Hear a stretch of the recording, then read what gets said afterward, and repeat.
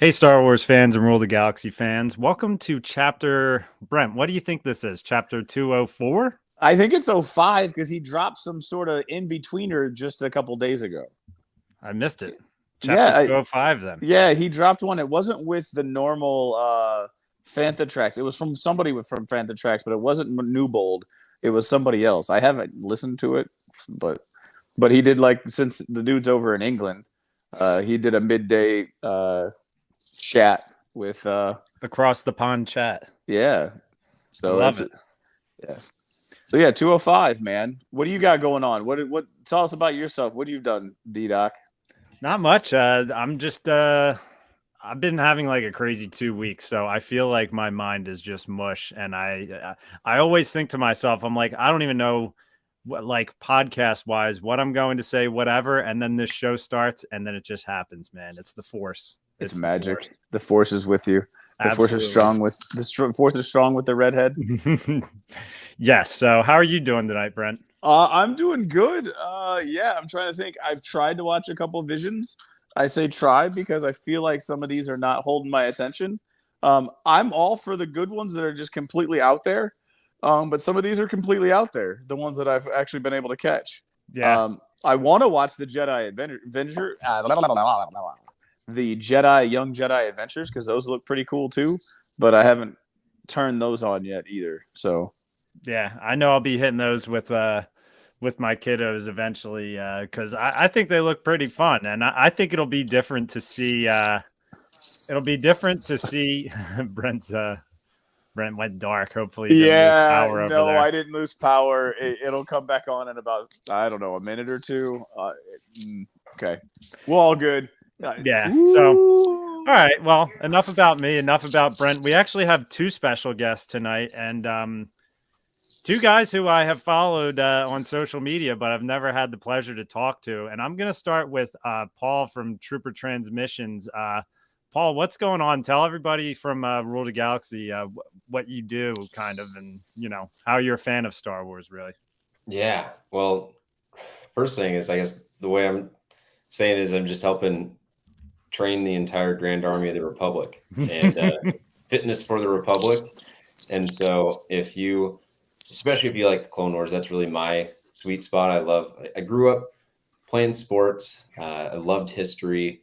And so for whatever reason, like the clone brotherhood, different units, all that stuff just really connects me. I was a catcher in college. So the idea of having a helmet on and like being in the arena, going into battle and, doing the hard work, it's kind of like putting the hard hat on. So the May the 4th, I launched the 30-day Train Like a 501st Trooper series, 25-minute workouts, dumbbell, all stuff you can do at home.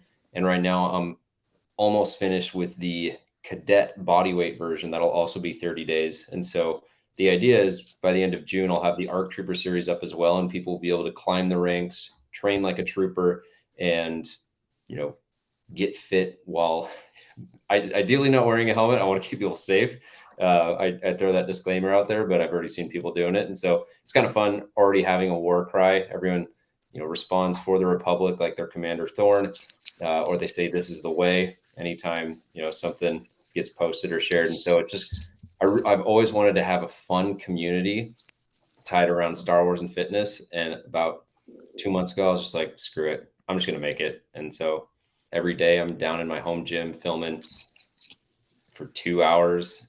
And then I just go and edit it. And it's about 100-hour process for every 30-day series. So it's a beast, but it's worth it. So a couple months ago, just to throw a little thing out, I get this message because of the I'm in Facebook groups, Star Wars Facebook groups. I get this random message out of the blue from the Trooper Transmissions, and I guess I have a face that looks like I'm willing to talk, and he just shoots out and he's like, "Hey, I put out feelers to a bunch of different people. I'll bite." We started talking. And I'm in the middle of a fitness transformation. So I'm like, this is ridiculously like interesting that how did you choose me? Right. You talked about the force finds a way, but like I respond back and we also have this platform. So I was like, yeah, let's have you on, kind of talk about who you are, what you got going on, and kind of promote this, the fitness to the listeners of the Rule of Galaxy. So it was really weird. So kind of give me some background. How did you land on this ugly mug and decide to choose me or how did you go about getting and recruiting some of the ideas in the background to build the plan up? Yeah. So why I chose you, I was just kind of like going through different communities that I was a part of, and I was like, well, I need someone who actually has a name, because a lot of Star Wars fans are random letters and words, and I'm just like, I don't know where you are living these days. And you actually like had a presentation or a profile that was presentable. You had a job. You were born a certain date, and so I was like, all right, cool. Like this guy seems like someone who would entertain and have a beneficial conversation with. And then B, Brent was kind of at the top of the alphabetical list. So I was like, all right, yeah, like I know this guy, like you had the rule of the galaxy stuff. And so I was like, all right, this is like a good person to try and have a conversation with. And then what was the other part of the question? Just like, yeah. So you reached out to a couple other people. And so what did you learn through the conversations that you had with other people? Yeah, I got like 50 different people I talked to with where I was just like, what would you want? Like, what would a community look like? Like, what are we doing? What's the layout? How is it organized? And, obviously it would be great if we could throw lightsabers around and do stuff that was like CGI and maybe, a little bit harder to produce. But I was like, all right, like I can produce this. I can make this high quality. I can do these things that people want. And I also think it'll just evolve too. The plan right now is like I've got all the trooper stuff, but like it can very well be the Mandalorian Move Like Mando series. It could very well be the Fit with the Force, and it's just a bunch of people in cosplay, Jedi costumes, swinging their lightsabers around and doing yoga. That's all in my wheelhouse, and that's how I can create stuff and share stuff with the community that I find fun, I find entertaining. And I was having a conversation with someone else, and they're like, "Were you worried that no one would like it?" And I was like, I mean, maybe, yeah, but I also am just like having fun. Like I would work out anyway. And there's something kind of fun about blasting music in the gym by yourself with the helmet on and pretending like you're in the trenches with your brother where like 25 minutes is up and you're like, oh man, like didn't expect the clankers to be around that corner, but we made it out alive. That's awesome. See, that's what's funny. It's like that's the thing about like deciding to create content like as you're getting older. Like I'm 32 and I like just started making like content within the last year and a half or so. And it's like most of my buddies are like, "What? Like you're starting a TikTok channel? You're doing what?" Like they're just like whatever, But it's really fun and you really don't know where it can go. I mean, I see you're almost at like 20,000 subs on YouTube and the thumbnails look awesome. The page looks awesome. It might actually make me want to start doing some workouts because I'm not the healthiest person in the world. So if it's affiliated with Star Wars, it might get me in finally. We'll see. Yeah, exactly. All right. Speaking of content creators, we have another content creator that's on with us, Headless Ned Stark. D-Doc wasn't there last year because he decided to have a child born. Or sorry, the child was not born, but the due date was well within the window of ICC. So yeah, it was close. So he made the wise choice to forego going to the ICC and be there just in case the child was born. Turns out it was born like what, a week or two later. Like a week later. Yeah. So he could have been there, but he missed it. We met Headless Ned Stark. So hit us with what you got going on, sir.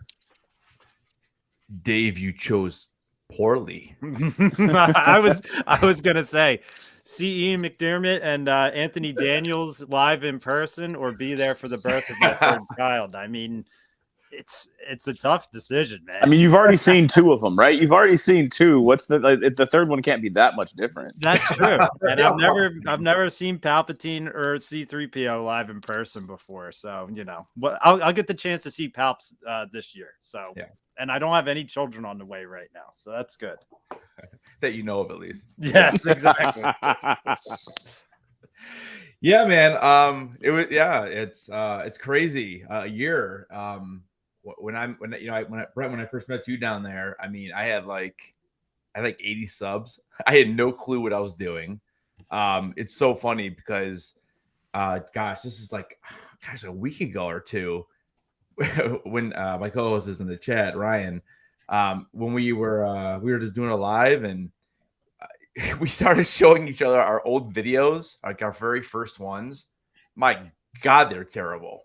It's like unbelievable. It's unbelievable that I even had 80 subs back then. Like, it's crazy. And now I'm like just under 800, and it's been a really, really good year. And yeah, I mean, so I started the channel, Headless, and That's Dark. I'm a huge Game of Thrones fan. I'm a huge Game of Thrones fan, and it's like my Grail Funko Pop, which I was able to actually pick up last year, finally, after, I don't know, I think it was 2013 that thing came out. And yeah, so, so my two loves are Star Wars, which you can tell from the background, and then Game of Thrones for the name. And yeah, so I started off the channel basically kind of like collectibles, Funko, that kind of stuff. And it's kind of really evolved into more of an everything channel. And I think this is why the YouTube algorithm hates me, because I don't stick to just one thing. Because my thing when I created this channel was I wasn't going to do things just to get subscribers or just to get the likes. I wanted to do things that I wanted to do. And like Dave, like I got 15 years on you, man. I'll be 47 next month. And I just started this 2 years ago. And really, I've only been consistently on YouTube for just over a year. But again, like I wanted to do this because I wanted to present information and just have fun and meet incredible people like you guys and everyone else I met at ICCC, people I've met at New York Comic Con, people I've met at SDCC, people I've met at Galaxy Cons. I mean, it's amazing how many people I've met. And now, the channels I go on, and people come on my channel now. It's awesome. It's and like you say, it's like Paul was saying, trying to find that niche in that community. So that's kind of what I do. Right now, we're kind of big into just kind of doing like a lot of like review and breakdowns of like older shows. We break down newer shows as well. Again, I'm speaking with about my co-host Brian Milkey, and yeah, I mean, we're just kind of having fun, and it's you guys know it's not easy to do this. It's a lot of work. The editing process is so tedious. We're breaking down Clone War episodes right now, and boy, oh boy, does Disney like to try to copy strike us. So that just playing around with those edits is crazy. But yeah, I mean, that's kind of what I do. We started me, Ryan, and another YouTuber, Beard of Pop. We started a monthly thing on Saturdays. Actually, this Saturday at 8:30 on my channel, we're doing this. It's called Bricks and BS, where we literally just have 4 just old people basically building Legos and just talking BS and drinking beers. And you just hit D-Doc. You just hit D-Doc's like wheelhouse right there. I've got a new set sitting next to me right now. Dude, if I is Paul's going. He's on a trip to find some Legos too. Oh my God. I thought we could go a week without toy time. Dude, if you saw what's in that corner right now, what I just picked, These have been sitting in my closet for weeks. So I got you. I don't know. You might be able to see it. Right there is the AT-AT. That was like that's like my second build. And literally, if I lift my camera up, you guys can see. Oh yeah. Dude. Oh, you got the man. Oh. And so I'm waiting for shelves because I want to pop it up on the shelf. And then there's my Return of the Jedi 40th anniversary right there. I got the X-Wing fighter. I got the diorama of Luke and Vader. I'm currently building the Hogwarts castle. Oh, I've seen that. Absolutely amazing. What about Rivendell? Did you get Rivendell? I did not. I am a Lord of the Rings fan, but not to spend that much money on a Lego set. $500, baby. Yeah, I know, right? I mean, but it does look absolutely amazing too. Oh, it does. It's my go-to just to see if people will actually purchase it. Yeah, I was in Legoland, New York, the day that released by chance because my in-laws live up there, and it was sitting there on the shelf. And I so nonchalantly, it was pretty good acting. I just grabbed it and said to my wife, I'm just like, yeah, today is the day it came out. So like, this is destiny. We're going to get this. Like, and yeah, she was just like, are you kidding me? Like, put that shit back now. Like, don't even touch it. $500. Like, I mean, wow. But still, it's a ton of pieces. It's a beautiful set. Just like the AT-AT that you have, stuff like that. Like They are expensive, but man, they come out pretty freaking amazing. I've yet to build one of these huge UCS sets. Paul, So which of the helmets did you hold up real quick? Oh, it was a Boba TIE Fighter, and then I've built Stormtrooper and Baby Yoda, and the Millennium Falcon are on a shelf. Gotcha. Have you seen Rex's out there too now? Rex and Cody. Yeah. I'm like, the thing that's tough for me is I love helmets, so I'm like, I could either build a Lego helmet or I could get another helmet and do a bunch of workouts in that. And so I'm always like, that's the first thing I got obsessed with. I can kind of turn my camera is all these are all the helmets. It's like the first thing I like became obsessed with collecting. Like, yeah. And that TIE Fighter helmet you're holding up is selling. It's one of the first ones I got. I got it on sale, I'm pretty sure. That sells for $300 secondary market now, just because of the little oh my god, just like the little Empire symbols on the side of the helmet. Oh yeah. There's a special piece that it comes with, and people want that piece. Yep, exactly. Right on the top of his head, man. They're a printed piece, and people will pay big money just to get that set, just to get those pieces apparently. I'll have to do some trades with some Is that set retired then? Yeah, it is. I'm pretty sure, actually. Okay. All right. Yeah, right now, I'd say, like, as far as the previous waves of those, I think the Dark Trooper is kind of showing up here and there. I paid full price for that when I was at Legoland because I can't find it anywhere around me. And that's another one that's turning into the secondary market where the money is starting to jump up a little bit on it. So, yeah, I'm a helmet guy too, Paul. It's like, I mean, I only have two of the Black Series ones. Like, I have Mando and I have Captain Cardinal just because I thought it was a cool looking helmet. Like, I don't even know who he is. I know he's from a book. Yeah. Brent, do you know the lore of Captain Cardinal? I just saw a red he's just a helmet. He's just a red sequel trilogy trooper. That's basically all I got for you. He was in, I think, what was the book about the Captain Phasma's book, which is actually a pretty good book. Oh, okay. Yeah. Yeah, I wouldn't be able to do a workout wearing this helmet. I'll say that. So I have to either single or double beanie it, which just adds to the heat and the sweat and the fogginess in the eyes. So I have bobblehead problems too if I just put it on regularly. Yeah. Did you? I didn't have my headset on. Did you say that do you add like some special padding and stuff inside? I'll just put on one or two beanies. Smart move. Because my Mando helmet fits me much better than the Stormtrooper one. I feel like the eyes on it. I don't know if it's just Black Series or what, but I feel like the eyes really kind of cut across in the middle, so it kind of gives you two lines of vision. But maybe that's just how they are. Yeah. So what are you guys going to be putting together, Ned? Are you just going to be doing any random Lego? No, so I usually I think it was, what did it say, Thursday? I think on Tuesday I put up a poll on my community tab, and the one that's probably going to end up winning is Bo-Katan ship. They kind of did that re-release of that on Walmart, and I hopped right on that because that was like one that I kind of wanted, and I didn't realize they actually do. You actually can flip up the wings on it too, which is pretty cool. So that's what I'll be building on Saturday. But yeah, I did pick up the it's funny, I went to Target, this is like about a month and a half ago, and I picked up the X-Wing, like the smaller version, like the 400 piece count, because I was going to build that. And then of course they announced that they're releasing the 2000 piece, the deluxe one. So I took that back and I put that money toward the deluxe. And of course the box comes, my wife's like, didn't you just buy that? I'm like, this is a different one, sweetie. Deluxe. It's deluxe. It comes with the stand. a quick question for both of you guys, because you're new to the channel. We got a few questions, and there's one like question I got to ask everybody. But there a couple questions to get you to. What was your first experience with Star Wars? Do you remember your first memory of Star Wars? And two, is there a movie or character that you would say that you gravitate to and is your favorite? So I'll go with Headless Ned Stark. So 2 questions. What is your first memory of Star Wars that you can remember?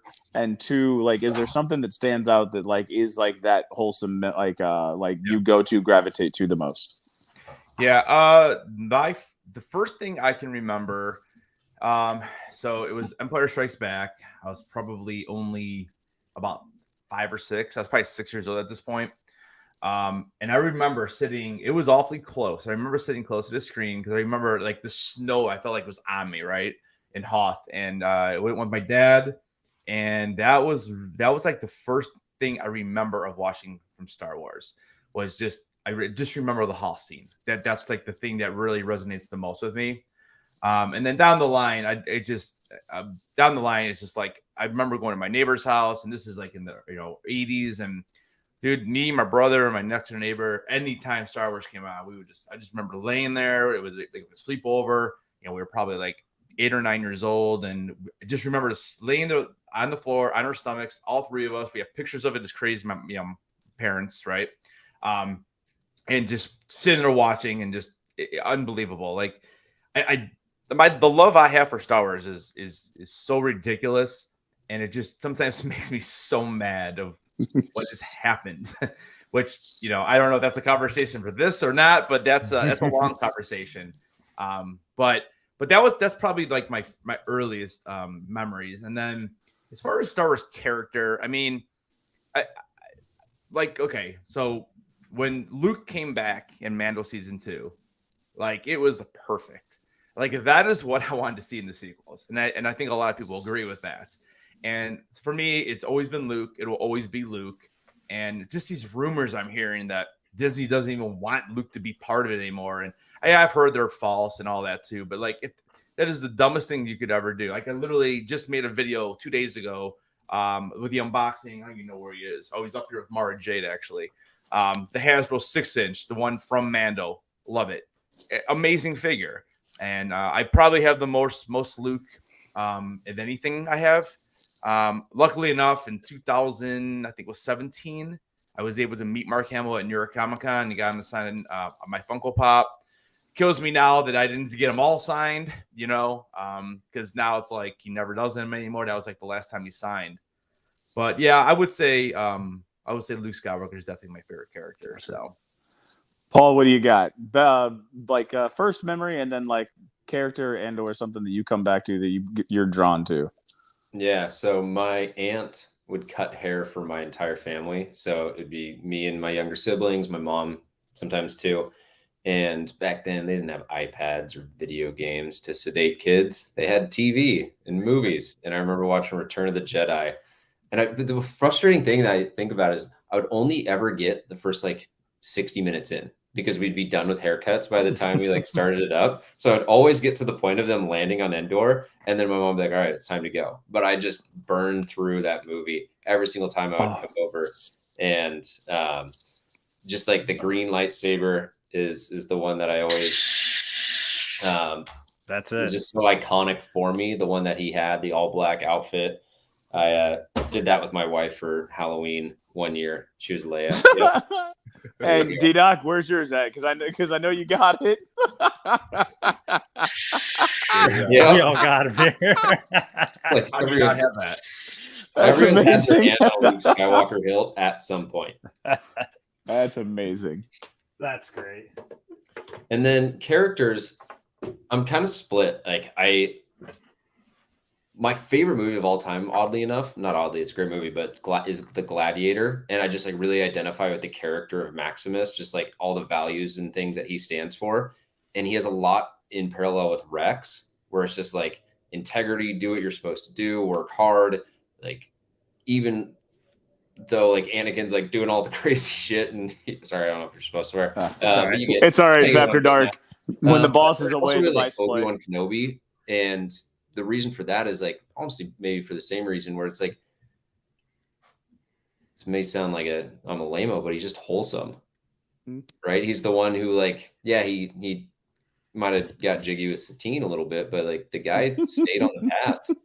And I also like the idea that he's the guide of the hero's journey, right? And I kind of look at fitness as like a hero's journey that someone can go through, and I'm the guide for that. And my job is to help people go through all those different call to adventures, inner cave, transformation, come out the other side. And so I kind of look at myself professionally as a Obi-Wan Kenobi, but then also like values as a Captain Rex. Gotcha. Here, I got this for Paulo really quick. Oh man, Dude, that's is a perfect awesome. shirt too. Yeah. Oh Yeah, man, that's super awesome. nice. Unfortunately, it was a Star Wars Celebration last year, and it was kind of like a conveyor belt because it was so crowded. But Yeah, I was there too in Anaheim. yeah, but it's funny because like when I was in line to get a picture with him, he wasn't really smiling for most of them, and I'm like, dude, I gotta do something to get this dude smiling. This is like $300, you know. I'm like, so I just walked off and I'm like, hello there, and he smiled and grabbed my neck like that, and so that was cool. But That's cool. Yeah, nice guy. Cool. D-Doc, what's your first memory? I don't know if I've ever asked you that question or heard you say it. What's your first Star Wars memory, and then what keeps you pulling back character wise?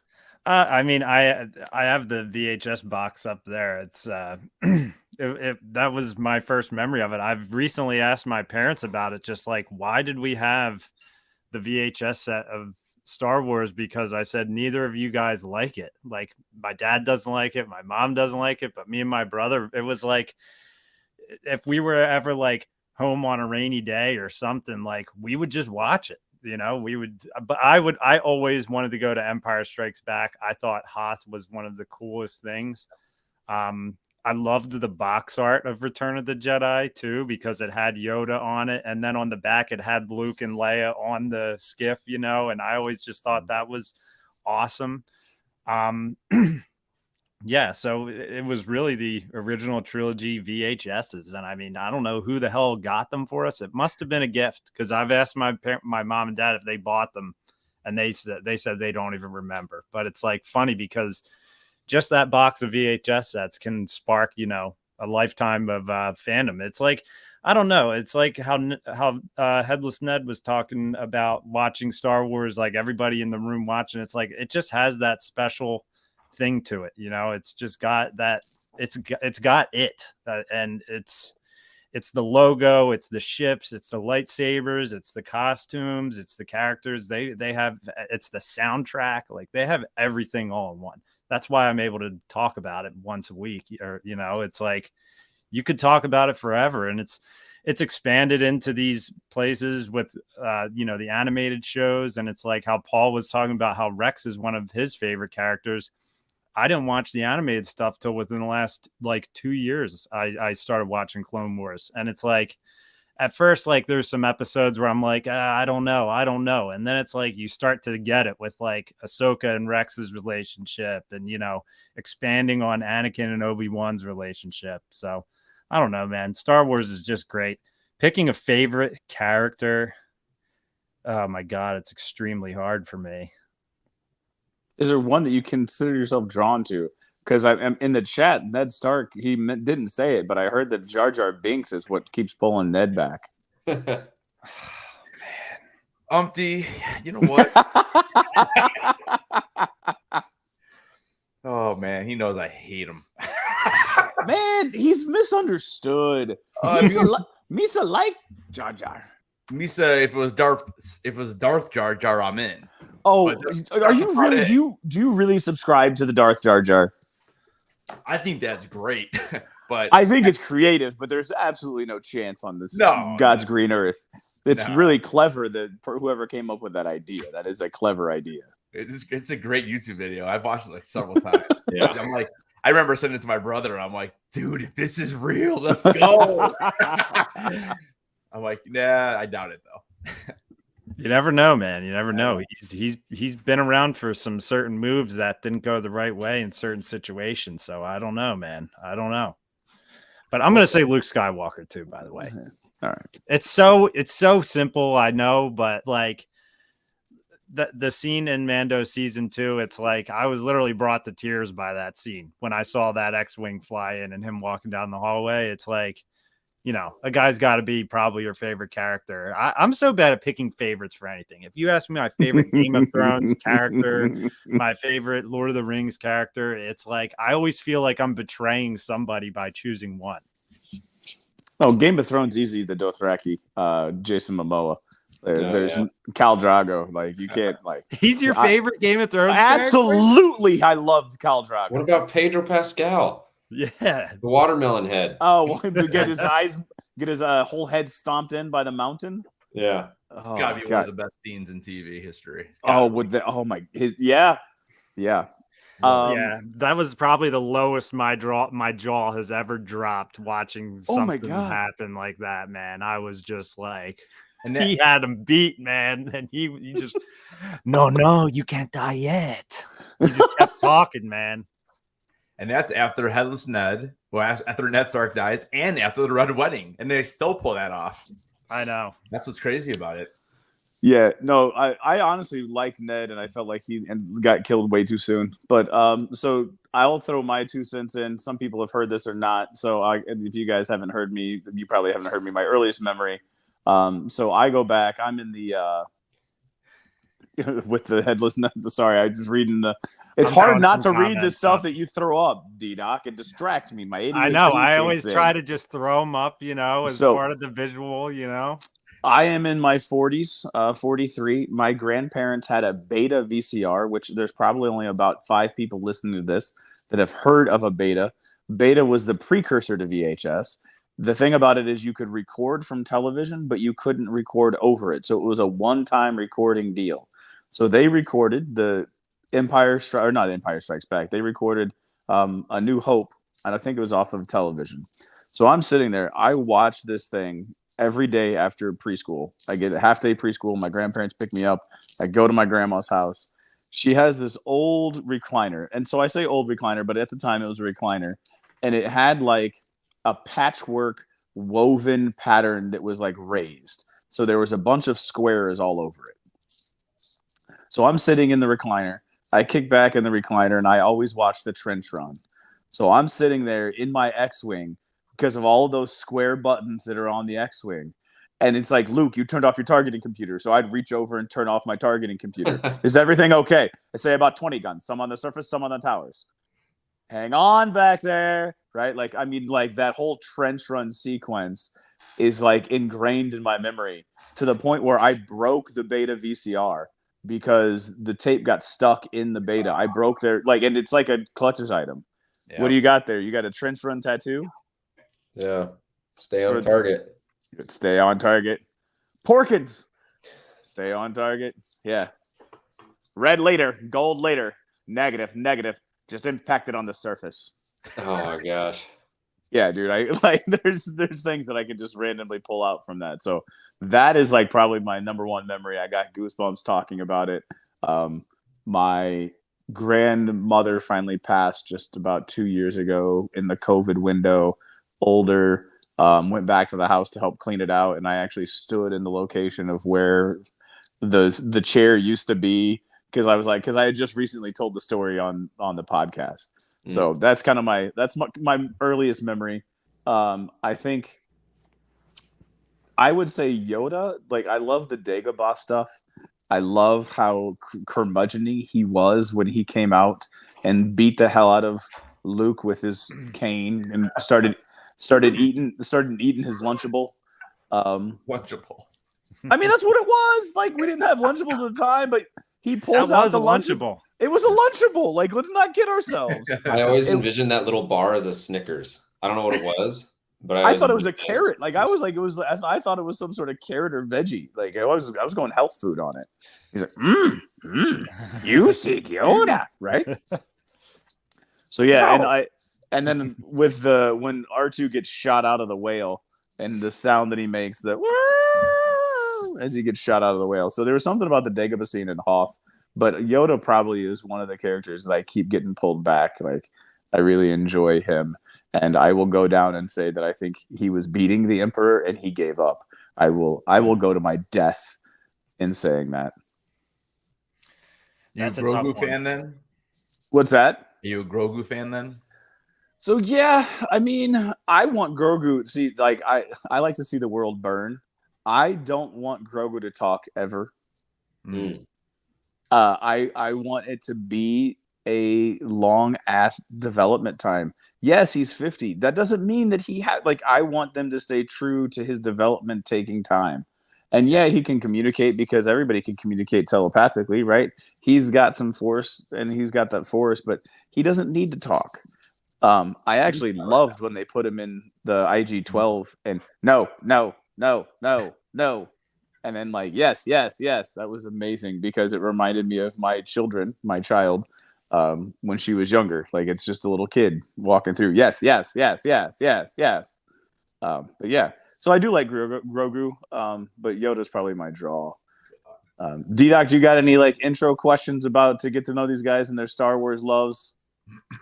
I'm thinking right now. I'm also thinking of your. You threw me off with saying that Yoda just decided to give up fighting Sidious. That's what I'm thinking on. I'm trying to see it. I'm down to see it, but I just want to know again. And this is my headcanon, and I watch it, and like I've watched them so many times that I fall asleep. But in my mind, he so this is what I remember seeing, and I could have it out of sequence because of the way that I feel about it. Palpatine throws the Senate chamber chairs at Yoda. Yoda catches the thing, does his little spin move, gets it spinning, throws it back, and knocks Darth Sidious off of his perch, and he's hanging on by a thread onto one of the Senate chamber seats. And that's when Yoda jumps down and crawls away. Well, he falls. He falls, yeah. He's got his nail, which I can't even hear because it's nails on a chalkboard to me. But Palp was also hanging and falling, right? Oh, look at you, man! The StreamYard stuff is amazing. Yeah, StreamYard's incredible. I love that you can do this. He jumps off, right? Oh, so he jumps off. So in my mind, he was beating him. We're not worried about any copyright stuff on Rule of the Galaxy YouTube yet. And I don't think we've ever had anything from Podbean either, so we should be okay. I don't think this stuff gets flagged. I did the entire Mando season 3 trailer and reviewed it. No issues.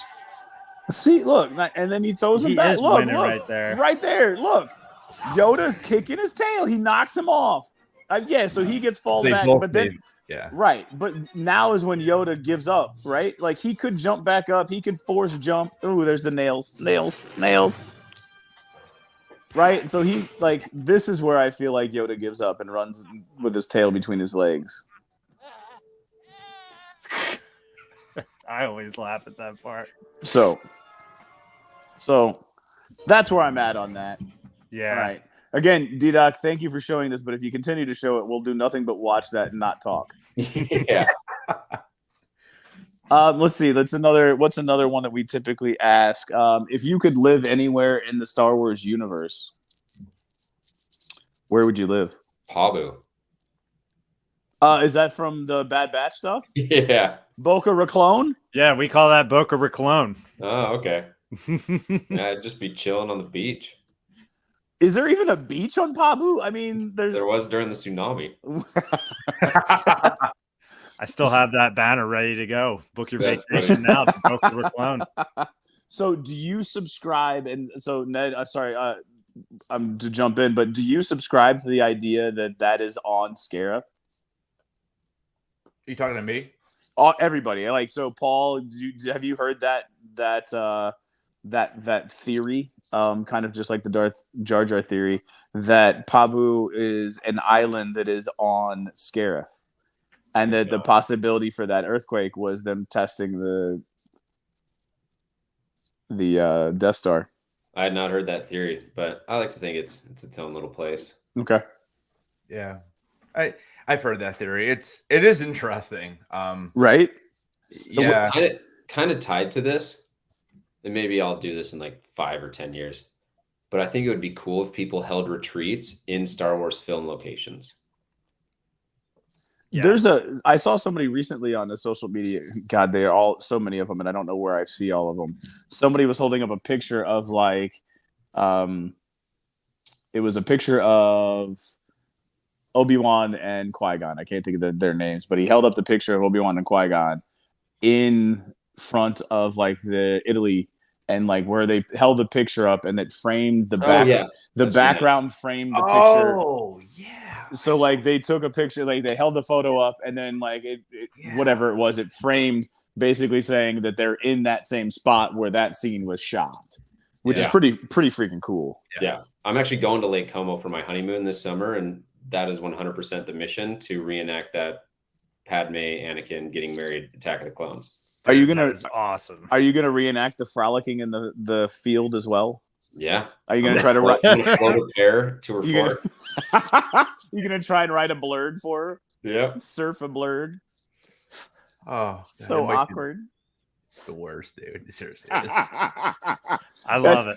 I love that Nick Shesky thinks that that's what love is. Yeah, I one mean, of our 'cause, other like, hosts said that was his first discovery of what true love was when he was a kid, was Anakin and Padme in those places. You know what though, dude? Honestly, it's like I always say, it's like I remember when I was younger, I really didn't even like fully understand Attack of the Clones, honestly, like the love story that it is. But I don't mind that stuff now. I don't think, like, I don't know, even some of those scenes may be cheesy, whatever. I laugh my ass off at Anakin carrying Padme's bags for her. I think that part's hilarious. Oh yeah. Because he says something. So I you forget. carry your wife's bags all the time is why you're laughing at it. No, I don't actually, but I would if she told me to. He says something and she kind of like tells him like, I forget what she says to him, just like basically you're like mind his place, like you're not a Jedi master, something like that. I forget what the line is, but I just remember the one day I rewound it and watched it like 5 times because I was laughing my ass off. I won't play that video because then we'll watch the whole scene of Attack of the Clones. She does say something like she does say something like you're just Obi-Wan's Padawan. She does say something. She knocks him down. She does. Yeah. Continuously, she chops at him. So, Headless, where would you live if you could live anywhere in the Star Wars galaxy? Yeah, I mean, before it got blown up, I'd take Scarif. It's pretty cool. But I would have to relocate after that. So I'm probably gonna head over to either Naboo or Coruscant. It's a toss up. Two totally different places. Yeah. But I do like the waterfalls. But the Coruscant looks pretty cool. So you can fly cars and you know that kind of stuff. So, but Scarif would be my number one because I just want to chill on the beach. So, all right, D-Doc, where you at? Probably Endor. I like Endor. Just hanging out with the Ewoks as long as they don't eat me. They might think I'm some god because I'm a ginger or something. So Right. like, you know, they might see the red hair and then I might get the C-3PO treatment. But so that's in Redlands. And what if there was like a treehouse you could stay in for a weekend and you listened to Star Wars at night under the stars and everyone lit their lightsabers and you played airsoft and just nerded out for 3 days? That'd be amazing. If there was an Ewok village honestly. in like the Redwood Forest or wherever, yeah. That would be sick. See, that's what's interesting too, is like I've said before to my wife, I'm like, it would be awesome to have a themed Airbnb, but like apparently they can hit you on like copyright stuff. Like, yeah, you got to be careful. I've seen like places around Disney or around like Universal where like they'll call it like Wizard House, you know what I mean? And it has the vibes of Harry Potter, but it can't be the full vibes of it. Like, Oh wow. you know, like the Death Star panels. Like imagine a place like where it felt like you're on like the Death Star and stuff like that. I know what Paul is talking about too, though, is like a weekend experience, which sounds really cool, and I think it's a really good idea, especially at these film locations where it happened. Which is why I can be a hater of the volume sometimes, just because they're not actually filming a lot of this stuff on location anymore, which kind of bothers me sometimes. My only fear about doing an Ewok village is I don't think I'd be able to fit in an actual Ewok hut. I think I would. Not yet. You haven't trained like a trooper yet. I mean, I need to get into the train exactly. Like, I mean, I'm still 6'4". I'm half a Wookiee. So How tall is Han or Harrison Ford? I don't know. I know remember Luke is ducking his head down in. Yeah, and same to get into the village when 3PO was Chimney Chadoo, Nooch Vader. Yeah, sorry. Right? That was Chimney Chadoo. That's what I remember. He's 6'1". Harrison Ford is 6'1". Yeah, that sounds about right. Carrie Fisher was small then. Yeah, because she ducked on her way out though too, when she was like, "But they're my friends." Yeah. You've got some. You're pulling out all the lines tonight, Brent. I'm loving it. I mean, Brent, so Brent, since you're a Yoda guy, yeah. you'll remember the line where he's like, he's like dying. He's like, there is another Skywalker. Ooh, see, my headcanon is yeah. he's saying there's another Skywalker had an apprentice. Her name is Ahsoka.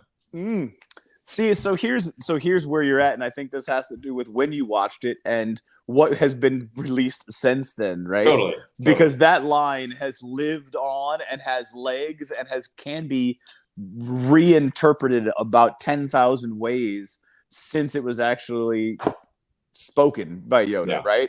Because there is another. It could mean that there's another chance that Anakin turns, right? Like there is a chance that it's Leia. I mean, most of the original trilogy fans will believe that is Leia, right? Yeah. There is another. It could be Ahsoka, right? Hell, how many Jedi survived? How many of the young Jedis and younglings got out and didn't get killed by Anakin? I mean, you got Reva. Could be Reva. I hope she dies between now and the original trilogy. I mean, you know what I mean? She already took a lightsaber straight through the chest. I mean, the Inquisitor did too. It doesn't matter. Like, no one dies in Star Wars. That's one of my biggest pet peeves. Just die. There's no stakes. I need Paz to stay dead. Somehow Palpatine returned. Yeah. Right? So Tech, who's an awesome character, right? And they're going to off Tech and not bring him back. But anyone else, no, they'll bring him back. No, we're all good. I'm going to be mad for the Bad Batch. Yeah, I agree. I'm going to be mad if Tech is still alive because that scene really hit well for me. Like, he was one of my favorite characters. I'm like, damn it, he's gone. But that proved the connection I had to the character that I was upset that he died. And it was a perfect, heroic moment for him to go too. And I mean, I thought they were going to take out freaking Wrecker and Tech in the same episode. I was about to be pissed, but yeah, I don't want him to come back as much as I like the character. You need to feel like when someone's gone, they're gone. I mean, even though no one's ever really gone, but they brought Maul back 2 times, 3 times. I haven't even explained how they brought him back for Solo. But he was cool when they brought him back. I guess, right? Like Maul back. I mean, he had 3 lines, and 2 of those lines were repeats. At last, we will have our revenge. At last, we will reveal ourselves to the Jedi. At last, we will have our revenge. That's all he said. That's cool. He's still cool looking. That's fine. I mean, you're right. Like, and he was a fan favorite, even though that's all he said. Yeah. So I'm currently playing Jedi Survivor. I don't know if any of you guys have been playing that at all, but I'm just sitting here like, why has Cameron Monaghan not been filming a Star Wars movie? It doesn't even matter if it's the same story that we've seen at Cal Kestis in the games. The storylines are great in those games. They're really, to me, even though the timeline that he's in is very familiar, his stories are fresh. The new worlds are fresh. The new, beasts and stuff that you have to fight in it. And which, oh my God, I died probably 30 times on the second world last night. I had to lower the level to like the child's level of the game because I just kept dying. But I mean, I think that they have a great thing with Cal Kestis, and I would love to see a freaking live movie. I want a movie for him, not a show. I want a movie. Yeah. So you're talking about Cal Kestis, and one of the things he does is swing around lightsabers. Oh, what is this? There we go. Is that a saber box? I think I know what it's going to be. It's got to be a saber. That size? What is in that? I haven't even done my unboxing video on this yet. This is an exclusive right here. This is an exclusive reveal. For the first time ever. Wow. Nice. That is a big ass saber. That hilt is a monster. It's double-sided. So you can throw one in here. Now I don't have 2 of the correct. Does it break apart into 2? You made the perfect segue this is the best segue for the biggest shtick that we have on Rule the Galaxy. And it came out of the fact that everybody's hating on my boy Count Dooku. So way back when I first started doing this, we had an episode and they were talking about going to Disney and everybody looking at like the saber shop, and no one wants Count Dooku's lightsaber because it's curved. And I said, you know what? I want Count Dooku's lightsaber, and I like Count Dooku. So I've become a huge Dooku fan and a saber fan. Whew. And that thing is enormous. It's huge. That's cool. So, and it changes colors too, which is really cool about it. You can pretty much make it any color. Can it break apart? Which it doesn't come apart because the middle, when you unscrew, that's what I was thinking. When you unscrew it, that's where the two, that's where the batteries are for each separate hilt. So you can't take it apart and dual wield, dual wield it. But yeah, it's pretty badass though. But it sucks because it didn't come with any blades, and I have the Rebel Ahsoka blade, so I bought 2 blades for that. And of course, one's like the dagger, one's the katana. So I have 2 different sized blades. So I'm gonna have to. It's freaking awesome. You gotta get more. Yeah, I'm gonna need a 50-hour blade now. But small gripe I have with Cal Kestis is how the guy mastered 3 different lightsaber styles. Yep. Like, where was this guy when Vader was out stomping the ground? Absolutely, man. His skills between game 1 to game 2, it's like wild, man. Because now I'm playing dual wield sabers. I just love the idea of having the dual wield. I wish you could actually have him in that Ahsoka stance, which I don't know if you can at any point. But I do temper it too, because I know in like Knights of the Old Republic, there's what you play and then there's canon, right? So canon could for him be like, yeah, he's a single bladed guy, but if you want to go nuts and like have a red and a green saber and kill one person and save another, like go ahead. That's the one thing you can't do is change the saber colors in the game when you dual wield. That sucks. I don't know why. Why would they do that?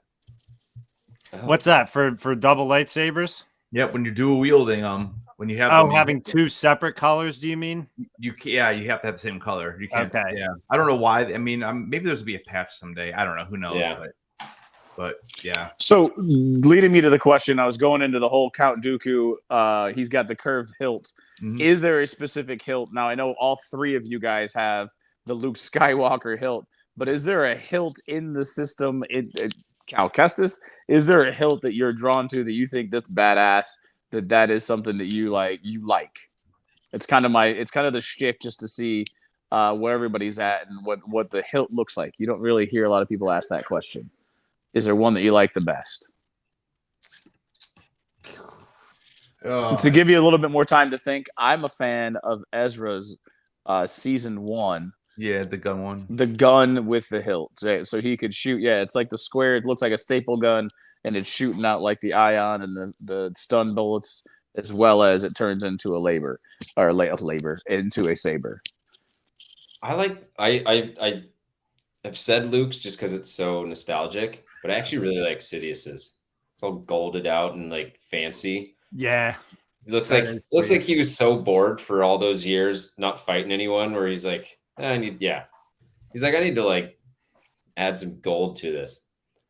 It's like very Coruscant too in the style. Yeah. Yeah, absolutely. It does have the Coruscant vibes. Oh, with the ICC. There you go. Yeah. Wow, I remember seeing that displayed. I'll tell you what, I have like 8 or 9 hilts. Does your wife know that you have the most recent double-bladed? Yeah. That was a question that was in the chat that I just read. So yeah, he's trying to start trouble. Yeah, he is. She saw it. She's like, I don't even want to know what you bought. And then my neighbor came over, and as I told him about it, he's like, did you get it? I'm like, what are you talking about? She's like, probably a huge box back there. It came in it's huge. And yeah, so she saw me open it the other day.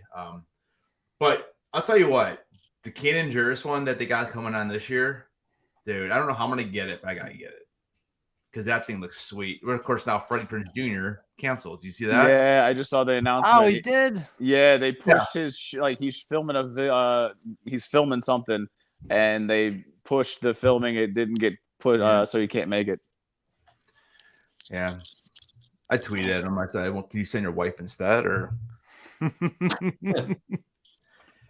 yeah, I So would what's it say. like to get those ICCC lightsabers? Like, is there a rush for those at it? Because this is going to be my first year there, and I know there's only 200 of those. Did Michael say there's only 200? I saw him he was on the news in Tennessee recently. Yeah, there's 200 of the so what he does every year is he creates his own. So the one he created this year kind of has the Cal Kestis hilt, or not the hilt, but the emitter, the top part, and then the rest of it they kind of just put together and make it. Those were 200. Kind of like, I think is that what they were last year for the? I think there's like 200 is what they have as far as the exclusive for the one that Michael puts together. Right. But there is a booth where there are like a couple thousand sabers. Yeah, other people have them, but if you want the ICC, that's 200. Right. And then there's only 50 of the Canon Juris ones. Oh, okay. So on Friday is VIP night. Yes. So if you're not buying the VIP ticket, then you got to find someone probably from VIP to get you one. That's probably about the only way you're going to get that, unless you are going to pay, double or triple the price. Now, what is it like to go through TSA with a lightsaber is my question, because I'm going to be flying to Tennessee. Great question. I love Disney, so I was leaving Disney, and one of the kids bought the Kylo Ren hilt with like the tube sticking out the back and didn't have a problem. But that is also leaving Disney and going through Orlando Airport, right? Like they're used to seeing those things fly through security. So what I did, because I flew to Star Wars Celebration, and I brought 3 lightsabers with me because I was going to use them in some of my photos, but they told me they weren't allowing props with Ewan. I was pissed. I brought that all the way. And then I was so mad I forgot to bring, because I actually met Ashley Eckstein there as well. Well, I haven't met her like 5 times, but I was going to do the same thing with her. And I was just so mad I forgot to leave them at the hotel and whatever. But anyways, what I did is I got a poster tube, and I put the blade in it. And then actually the hilt itself, I ended up wrapping up like really, really well bubble wrap and just put it on my carry-on. So I just put the blade in the poster tube, and the poster tube was probably maybe that short. So I just kind of sawed off another poster tube and just kind of taped it around as the top. I had no problems at all going through. It was considered a carry-on, one of my carry-on items. There you go. Maybe TSA is used to seeing lightsabers travel. I feel like I would just sheath it in my backpack and have it Teenage Mutant Ninja Turtle style. Like, here. Okay, since you said that, I just got to ask, who's your favorite turtle? I haven't seen him enough to have a favorite. Man. So Donatello. Yeah, so yes. Well, I'm a Donatello guy myself. So yeah, exactly. So growing up with the cartoon, I always liked Michelangelo and Donatello. I was not a huge. I couldn't stand Raphael in the movie. The original OG movie it was so terrible. It didn't even fit his character. They like reversed him and Leo for some stupid reason. But so Donatello and Michelangelo. Donatello is awesome because he's voiced by who's he voiced by in the movie? Corey Feldman, right? Yeah, Corey Feldman's awesome in that. Yeah, so Donatello they make him really good in the movie. But I would, if I had to pick one, I'd probably say Michelangelo. He's funny. He's cool. Cowabunga. So this is why I like tech, right? So I'm going to tie it back in. Donatello was like the cerebral one, and I really identified with that cerebral one for whatever reason. And I feel like Tech was the cerebral one of the Bad Batch, and that's why I always identified with Tech.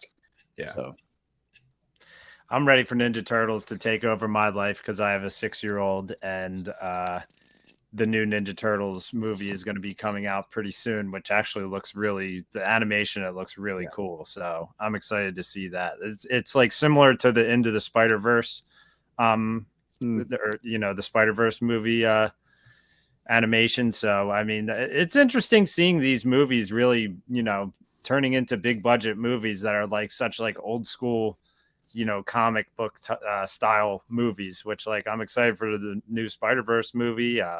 I'm excited. I was excited for the Mario Brothers movie, which is why it's like Disney. Look at how much money Sonic movies are making. Look at how much the Mario movies making. You have a video game with a character that people love, and you make a ton of money off of it. Just make the movie. it doesn't need to be some earth-shattering situation, you know. Like, we know where Cal is, we know where he fits in the galaxy. Like, I mean, as Paul said, it would have helped if he was, you know, taking care of some, you know, bigger situation stuff. But yeah, I mean, that's how it's getting with everything with these timelines in Star Wars. Is we're starting to get these badass heroes, and it's easy to ask the question, like, damn, where were they at? Like, you know, especially with like Mando's situation now, and like everything that was taking place in the sequels. It's like, well, was Mando just chilling somewhere? Like, or, you know, what was he doing? No, same thing. Where was Ahsoka? I mean, at least Ezra, they'll make it make sense because, you know, he was gone for who knows how long. You know, they can use that, but like, it really doesn't make sense with Ahsoka. Like, where was she? Yes, she wasn't no Jedi or whatever, but like, they're gonna do the Captain Marvel when they do the big Marvel Avengers style, and it'll be, where were you? She's like, I had bigger things to attend to. And they'll be like, what was bigger than Palpatine the last 30 years? And they'll be like, so there's other, and then she'll say, there's other galaxies, not just this one. It's like, okay. So what what's the birth date of Cal Kestis? Do we know the birth date? I don't know, actually. Like, was he born during Order 66 and all that? He had to He been, was, right? I think during Order 66, because he's training with his master, and he was young in the flashback in the first game. He was probably like 8 years old, I would say, for Order 66 when that happened. He's 32 BBY. Cheapers. Oh, so he's older than we think. So he would be okay. So he's not that much. So 32, and Ahsoka is what then? Because I was gonna say they're pretty darn similar. Ahsoka's probably older. Yeah. So okay, well, Rosario Dawson still looks good, so we're good. Dude, you could bring Cal Kestis to Mando if you wanted to. Yeah, Ahsoka's 4 years older. She's 36. There you go. So so you can easily bring Cal Kestis into Mando, or into the movie, or whatever you want to do, because he probably would be around as long as he's not dead. But again, it's like, what were you doing, bro? You can, like you said, you can dual wield, you can, you know, single, you can. This is a great way. Third game he dies, does a hero's death, and saves Luthen. There you go. There you go. Saves Luthen. Nice pull in there from the Andor. Yeah. All right, so from all places, man. So both Joe and Alfie, regular co-hosts, are in the chat and said that they would. Joe was a Michelangelo fan, and Alfie is the Raphael fan of the Teenage Mutant Ninja Turtles. I'm trying to think if there's any other questions that are on the top of my head. Oh, ICC Con, yeah. So Paul, tell us. You said you went last year. So tell us give us, because it's coming up. I think we're going to run into Ned coming up, but tell us what your experiences were last year and what you remember from ICC. Dude, it was so fun. So my brother and I, for the convention, got helmets from Cybercraft. So I got a 501st one and he got a Darth Revan one. And we're like, all right, we're going to wear this. We're going to nerd out, do all that. And we got a hotel room on site, which actually ended up being really clutch because we were able to just walk in where they were having everyone else go through the line. So day 1, day 2, we just walk in and we're having fun.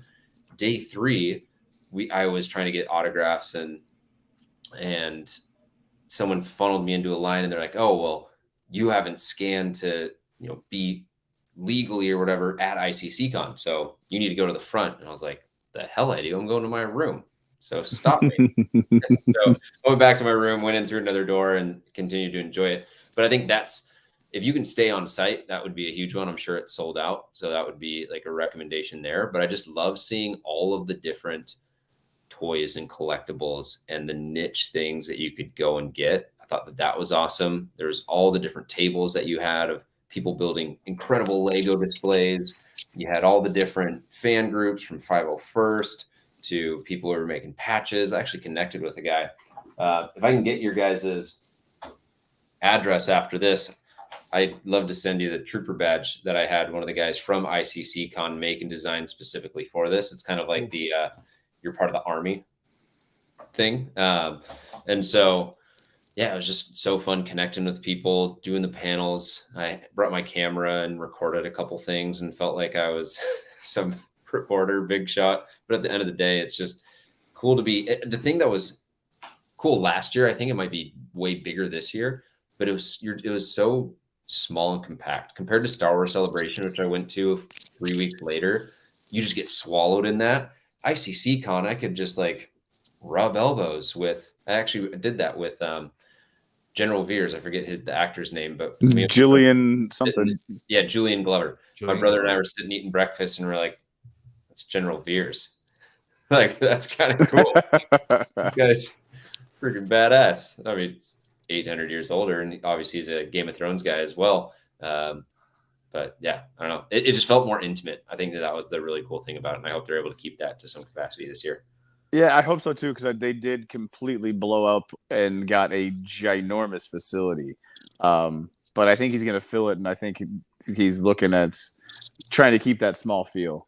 So yeah, that's like we just had him on the podcast a couple weeks ago, Michael, who runs it, and the vibes that you described, which I didn't make it last year. Obviously, the story's been told on here many times. We already told it this episode, but I'm excited to go this year just because that's exactly what he tries to do, is to just make it a fan experience. Like, he's like, I don't want to have all these booths with like, Verizon and all that kind of, well, I don't know. Don't quote me on that. Maybe Yeah, Verizon like might Tops be, and all these corporate Disney licensed tie-ins that would take up space. And absolutely. Yeah. He wants it to be a fan experience. He wants people to be able to connect with each other and actually like have a chance to have an intimate fan experience. And, it's even bigger this year, but he's still aiming to have that same experience, and he was right on the money by freaking booking the Rebels crew, because those guys are about to play a big role in Star Wars, and he was on it. Especially he announced oh my gosh, I'm drawing a blank on the name. Zeb, who Steve does the voice? Bloom, Steve Bloom. Steve Bloom. Yeah, He announced Steve Bloom like a week before he showed up on Mando. Yeah, that's huge. That's insider Star Wars trading. Absolutely. And he told us a freaking awesome story about when he picked up Ian McDiarmid at the freaking airport. Yeah. And he had did he have Return of the Jedi playing in the Ned, limo? were you in there for that one, Ned? Because I remember Michael was talking to the EPC, I'm gonna say it wrong. ECTV. Yeah. There you go. Wow, you got it down. It's like you do this podcast thing. But yeah, so he was talking the story, and it was he picks up Ian McDiarmid, he's playing Return of the Jedi, and the scene comes on where he's walking out of the Lambda class shuttle, and like McDermott just kind of starts chuckling. He's like, "You want to know something about that scene?" He's like, "They made me wear, like, for the Sith eyes, they made me wear these contacts." And he said the contacts were like the slit like a cat, and he couldn't fully see down at his feet. And he was wearing robes and a cape, and he's walking down this ramp. So he's a 20-year-old dude wearing all this stuff to make himself look old. And he can't see, and he was afraid he was going to trip and fall. So he had to shuffle down the walkway, which now has become the Emperor's Walk. But the Emperor's Walk was created so he didn't hurt himself walking down the steps. Because he was like, I can't see shit. Kind of related to that at ICC last year, just to hammer home the idea that it's intimate, is my brother and I were staying, and we were going into town to the bars. I actually ended up having my bachelor party at Nashville last November because I had such a good time in Nashville. I was like, let's come back here. But I'm waiting for my Uber, and standing right next to me is Matt Lanter waiting for his car. And you don't see that at Anaheim. You won't see that in Tokyo. You won't see that in London. That's crazy. Yeah, but I think Lanter is local to Nashville. Yeah, he lives there. So he's waiting for the valet to pick up his truck, and he has a sick truck. James Arnold Taylor as well. Oh, I didn't know he was a Nashville local also. Yep. So Headless, talk to us about your experiences from last year. Yeah, I mean, like I said, I was brand new at this whole YouTube thing, and and everything, and just meeting everybody in that podcast room, and just the knowledge that you guys gave, and Sleeping Collectibles, and Flynn Hendricks, and EPT TV, and I mean there's what is it? Is it Cereal Box podcast? I can't remember. Back of the cereal box. I Back think of is the what it Cereal is. Box. Yes, thank you. But yeah, I mean that was awesome, and like Paul was saying, it was so intimate. I mean, I went up to Ashley Eckstein because I had met her like a month previous at GalaxyCon. She remembered exactly who I was because I was wearing the same hat, and she's like, "Wait a minute, I just met you. I know you," and she like let me cut the line to come up to because I actually got the ICCC figure. I didn't really cut the line. My wife was already in line, and I'm like, wait, because I was bringing up the ICCC Ahsoka figure because I wanted to get that autographed as well because I had saw somebody else got it and I liked the way it looked, so I got that autograph. So, but it was funny. So she let me do that. But yeah, I mean, gosh, there's so many experiences. A big one, Julian Glover. We're eating dinner, and when we travel to cons and everything, me and my wife travel. We take our 2 little dogs with us, and like little 10-pounders. So we went down to the hotel lobby to eat dinner, and we sat there with the dogs. They didn't care, and we're just kind of sitting there. And I look to my right, and I'm like, hey, I think that's Julian Glover because I had got his autograph earlier in the day. So I go, hey, just record this. I'm just gonna walk over there and see what he says. So I took my dog over there and I walked over and I sat next to him. I bought him a glass of wine. We probably talked for 15 minutes. Wow. Dude, that's awesome. Yeah, he was awesome, and it was during that still kind of COVID-y, whatever, but like he didn't, because I also didn't want to sip over any bounds or anything with him, but because I know he's older. But yeah, I just go, as I left, I said, oh, I just want to let you know that you do have one of the finest asses I've ever seen on TV. In Game of Thrones, he's Grandmaster Pycelle, and he always is. Yeah, when he's throwing the robe back on. He got a big kick out of that, and yeah, he was just me and my dog. We're just sitting there talking to him. It was awesome. My wife ended up making like a little TikTok out of it and everything. But yeah, that was awesome. And I don't know who the guy is who walks around as the Emperor there, but he in the cosplay. But that dude was fantastic. Yeah, that was good. I got a big like a lot of footage on him for a YouTube video and all that. But yeah, I mean, and then probably the best thing was I went up to Anna Graves, who we actually already mentioned today, who voices Duchess Satine. Yep. And I actually checked just like literally 2 days ago. Everything's 2 days ago. I did so much on Tuesday. I actually just dropped the video all on her because we just got done watching the Mandalorian arc on Clone Wars. So I did a video on that character. But yeah, I met her, and I was the only one in her line. I talked to her for a good 5-10 minutes, and I had her sign my because she doesn't have a Funko Pop, unfortunately. Because I do. She doesn't have anything. I know it's unbelievable that we can get 17,000 different versions of Boba Fett, which I love, but we can't get one of Duchess Satine. Yeah, it's unbelievable that we have nothing. We have a co-host that is a huge Duchess Satine fan. She actually was able to interview Anna Graves because they were looking for somebody to interview, and it's like her hero, and she was able to interview her hero. So, and that was one of the things that they brought up was the fact that there's no collectible for Duchess. Yeah. But yeah, so I ended up having her autograph my Women of the Galaxy book in that spot. She put a nice little message on there.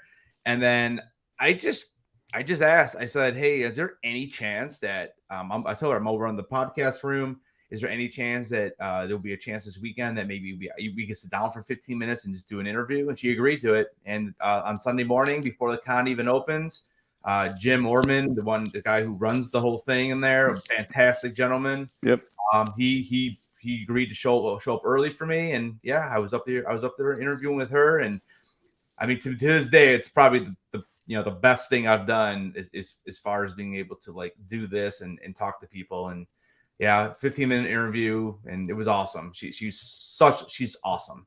Yeah. And I'm always tagging her on stuff and Facebook, or not Facebook, but Instagram and Twitter. She's always liking it. So it's awesome. Yeah. So yeah. Again, cool. That's not something you can go do at New York Comic Con, unfortunately. Yeah. Or San Diego even. It was awesome. Like we were there. We had a longer trip. We were only there for Friday and Saturday. We took off. We didn't stay for the Sunday stuff. But we were trying to get. We got a picture taken with Anna Graves.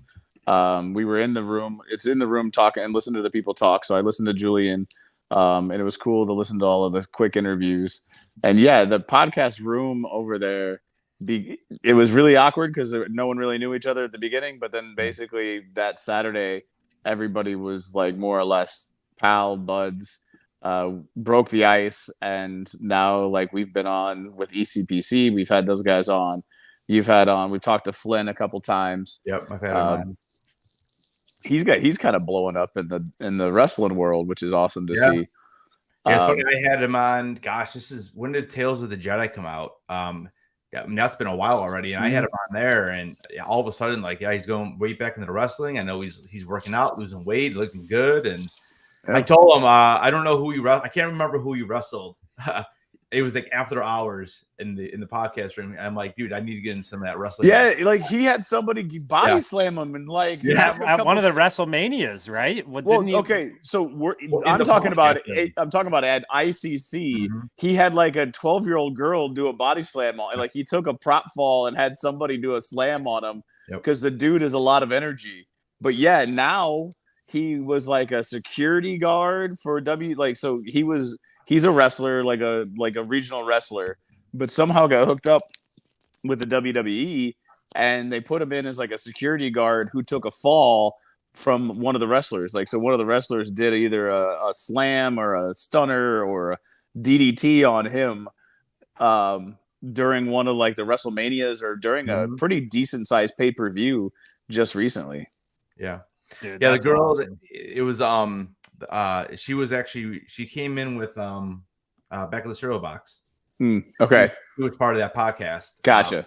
Yeah, because we met her and we were talking to her, and so she ended up doing that. I'm like, dude, you gotta text me when this kind of stuff happens. Like, I was exhausted from that day. I think it was probably Saturday night. I was exhausted. I mean, it's a long day being there, But yeah, I'm like I need to get in there. The amount of cosplay that I saw that I didn't expect. Did you guys? And I've said this, but you guys haven't been on. The Chiss female scared the poop out of me. Oh yeah, she was fantastic. The reason why she scared the poop out of the red eyes. She was all blue with the red eyes. Paul? Did you not see her? I probably saw her. Yeah. That one, she was fantastic and scared the poop out of me. So I can see why Thrawn's intimidating. When I saw a Jawa that was my size, because it was a Jawa in like the 501st, it was a 6 foot tall Jawa, and I thought I'd be the cool, funny guy. I was like, "You're a little tall for a Jawa, right?" And try to do the whole like joke and reverse it around. He turns around and they have like a video, like a voice box, and he looked at me like with his yellow eyes and hit the button and was like, "Ooh, teeny!" And that's how he answered me back when I tried to be funny.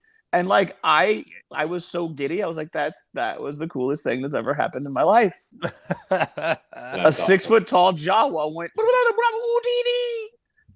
Dude, I can't wait. This is going to be the first ever like fandom convention I've been to too. And it's like, I'm a big Lego guy. There's been Brickfest has been around me. I've never gone to it. I always look at it. I never go. Like I'm one of those guys who just always has his eye out at all these cons. And it's like funny because out of my group of friends, like I'm the guy who's really into this stuff compared to them. Like they'll go see Star Wars on an opening night with me or whatever, but it's like they're not like building Legos or doing whatever. So it's like, I'm just excited to be around a lot of people who are into the same thing that I am, so. Well, Dave, I'll definitely get you on an episode of our Bricks with BS. I'm all in on that, dude. Yeah, you will love it. I have my little light over here. Like this corner is where the builds go down. It's the Black Series wall and then the Lego and Bandai builds, which I'm curious if they're going to have any Bandai models at this convention too, man. I'm, knowing that because my wife is going to be going to Nashville too. We're going to be like double tripping it where it's like, I'm going to be doing the podcast and she's going too. And we'll go like downtown and stuff like that. And we're all going to be going out too with the guys and everything. I'm just trying to, I know she's going to pack so much stuff, and I usually bring like the perfect bag for the carry-on size. So I'm just trying to figure out how I'm going to get stuff home. I'm not going to like try to burst bubbles or whatever, but this is like a high-end collector group. There's no affordable stuff there now. There is, but this is like the creme de la creme of a lot of the Star Wars figures. Like walking around, they pride themselves on having the hard to find collectibles, the different groups. There's art that's there that's good too, but there you will find your $1,200 double telescoping Lukes. You'll find your $5,000 Yak Faces. You'll find your $2,000 Boba Fett's. Like I remember walking past somebody's booth, and it was all loose figures that were minimum $85. Yeah. So you're talking like original 77 Kenner toys. This is a place to collect collectibles. So you'll see a lot of that. You'll also see Power of the Force. You'll see a lot of those Black Series that are like pre-ordered that you can't get your hands on. Somebody's gonna have those Black Series at a ICC con. Yeah, that Luke that Ned was talking about is one that I want to get my hands on, but I did see it's recently available. Look at that. Wow. Is that Jar Jar? Is that our boy Jar Jar? No, it's not Jar Jar. It's Felicia Crumb and Ula, and they're both going to be there. So yeah, they are. Find it. Yeah, I just picked this up on eBay like 2 weeks ago. That's cool. Dude, that box is freaking awesome. That's a great display. Dude, the box is like minty because he actually came with I have it down over here, but it actually, so you know what, you guys know the story with this? So this was a send away. So it came in here. I'll show it to you. This is why we need the windows on the Black Series figures, because look how beautiful. So Alfie was hold on. Alfie was talking Toy Time. Yes, you didn't miss Toy Time. It's been consistently coming back up, Alfie. So if you're still in there listening. So this is the box. So this is the way it came, because like when I bought this on eBay, this was in here, right? And it was taped. So I obviously I cut it because I'm gonna get it autographed. But yeah, that's the way they came. So a lot of them, when you look at them, they're like, beat the crap on the sides. So I went through, I can't even tell you how many auctions I went through over the last month and a half looking for this thing. And I finally found one. I messaged the guy. I said, dude, please pack this up well for me, because I'm getting it autographed, and he did a really nice job. But yeah, that was like a free send away or something back in '98. And yeah, it's kind of crazy. So real quick, I think we're hitting kind of a wall, not a wall, but we're going to try to, we've held you guys in here for a hot minute. To wrap it up, I'll go back around the clock. Paul, tell us about Troopers Transmissions. Talk about us. Train like a cadet, like a captain. What you got going on? Headless Ned, we'll wrap up with you, and then we'll wrap this up. I just respect your guys' time and trying to move towards the end. Totally. No, I appreciate it. So yeah, Train Like a Trooper's out. It's all 501st Legion, dumbbells, bands, body weight. And I'm wrapping up the kind of body weight beginner cadet version of that. And I'm adding in something kind of fun. If you go into editing software, you can throw on a couple voice effects to sound like you've got the, voice box. So what I'm going to do is treat it like a, like a mission where I'm saying, all right, cadets, like I need you to finish this mission. And if you can complete it, you will be sent out to Seleucami to join Commander Neo and the 91st. But if you can't do the 91 push-ups to join the 91st, then you'll have to go through boot camp again. So it's going to be a lot more like themed and fun. And the whole goal with it is to create a kind of like gamified workout system where you go through and, train for the Republic. For the Republic!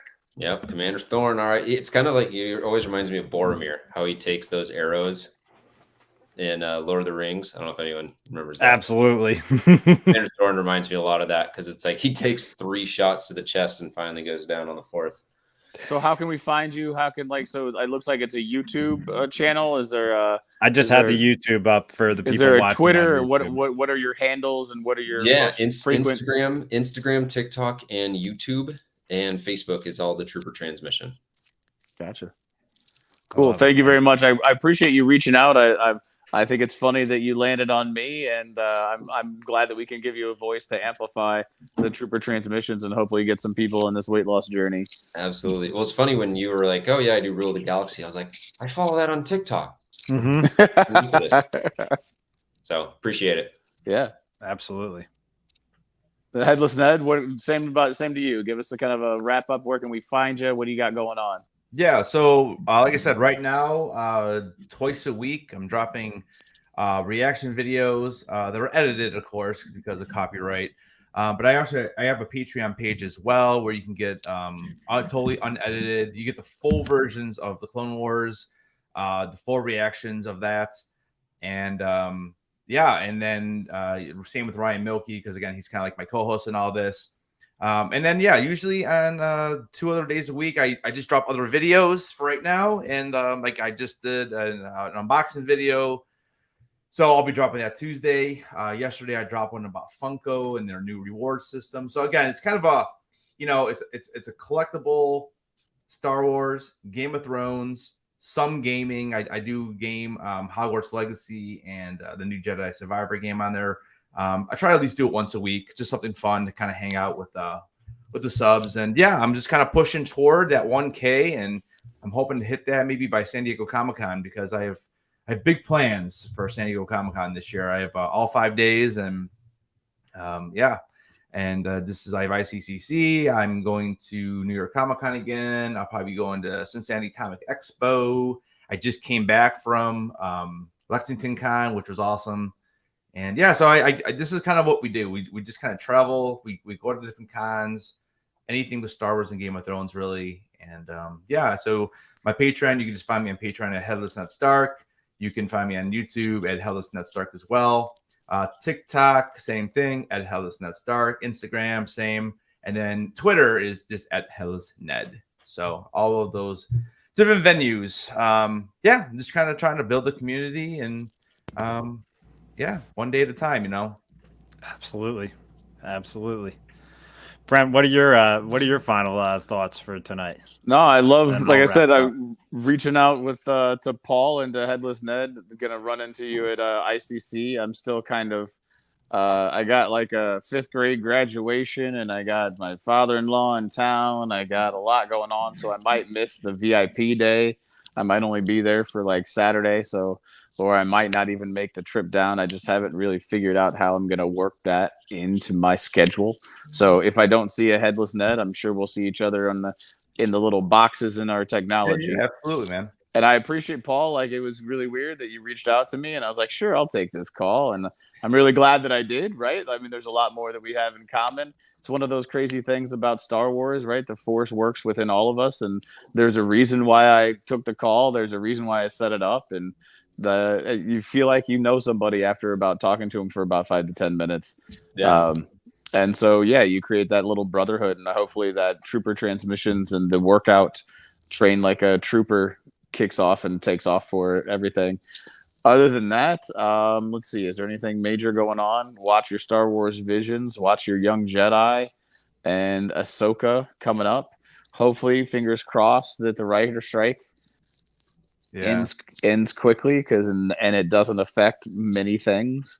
And we probably won't know what it'll affect until probably next year at this time, when we really truly feel the effects of the writer's strike. Dude, we might have to be some scabs, man. We might have to have all this headcanon that we have and, go to Hollywood, Right? Write the story. Yeah. We just got to film our own headcanon. I want to do like create a brand new planet, and we could all talk on our helmets and be absolutely. Like, I was just over in Scarif, just did a drop off. I ran into these guys. They were trying to blow the place up. It was crazy. I got out just in time. Sounds like a Saw Gerrera trying to blow up Krennic in the final episode of Bad Batch. And somehow Palpatine returned again. It's amazing. Oh man! Well, we just gotta find a code breaker. Oh my. That right there, that's a 2-hour conversation about that. Yeah. Jesus, what are they thinking, man? God. Well, on my end, I gotta say, this was a really fun episode. I mean, I already followed Paul on TikTok, so I made sure I'd subscribed on YouTube to Headless Ned and Paul. You guys should do the same who are listening. As far as Rule of Galaxy, you guys could subscribe to us as well. We're actually like, ever since we've started StreamYard, it's pretty funny. We're starting to see like those subscriber numbers kind of ticking up. We used to keep our eye on it closely, and it's like, we've always posted to YouTube, but that's starting to show up too now. So, we appreciate everybody listening. We appreciate you guys joining us. As always, it's just like complete strangers that you haven't met before, and then you just can talk for an hour and a half with each other about Star Wars and everything else in the universe. So for chapter 205 of Rule the Galaxy podcast, you can email us at Rule the Galaxy. Headless Ned, what do you got? I just have one issue about tonight. What's that? We did not get to the plumbing talk. I know. I love them, dude. Keep doing it. I love those videos, dude. I'm like, dude, that works. It's crazy. It's like a lot of my tips lately have been like taking a hit because I've been doing a lot of renovations, and some of the stuff I've been doing, like tile and everything like that. I know what tile TikTok is like, and I know what certain other realms are, and I don't want them in my realm. So it's like plumbing TikTok and everything and homeowner tips and all that stuff. I'm good, but it's like now I'm starting to transition into renovations as well. So I haven't filmed a lot of stuff. iPhone needs to find a freaking way to let you listen to an audiobook and record video at the same time, or I just need to get a better camera is what I actually need to do, and actually like record on the camera and not on my phone.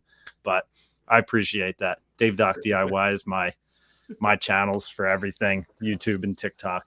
Has anyone found Capybara TikTok? What's that? Has anyone found Capybara TikTok? Sorry for ruining your algorithm. No, it's fine. Alfie just doesn't want us to cross streams. That's all. Like, he just wants to make sure that we're not crossing streams. There you go. Leave a urinal in between us. Yeah, I don't know though, Alfie. I might do a Death Star wall one. These were the first ones I built, so I might do a Death Star DIY at one point. I did make a video on this, but I had no freaking clue what I was doing when I built these. Alfie wants to I gotta share this comment from Alfie. I don't get to plug my OnlyFans, so no plumbing video. Oh man, I love it. Well, guys, it was great talking with you guys tonight. Ned, we'll see you at the ICCC. Paul will be following you, and I actually think I might start to do some workouts because I pull my neck and my back too easily now. For the Republic. For the Republic. I shouldn't be doing that at 32. At least you didn't hurt yourself trying to wipe. That's all I want. Yeah, that's a win, right? Yeah, that's another story for another time, Brett. He's listening, and that's all that matters. All right, guys. From us, Roll the Galaxy podcast. May the Force be with you.